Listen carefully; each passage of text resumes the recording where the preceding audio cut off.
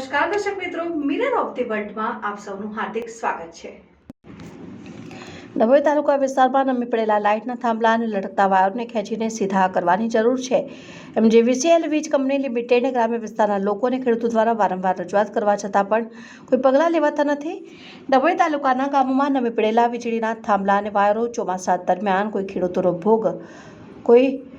ભોગ બનશે તો જવાબદાર કોણ? ડભોઈ તાલુકાના લાઇનોના ફીડર લાઇનના થાંભલા કેટલા ગામોમાં નમી પડ્યા છે અને લાઇટના થાંભલા ઉપરના વાયરો પર ઝૂલીને નીચે આવી ગયા હતા। જે કોઈ ખેડૂતનો ભોગ ન લે તે પહેલા તેને સરખા કરવા જરૂરી છે।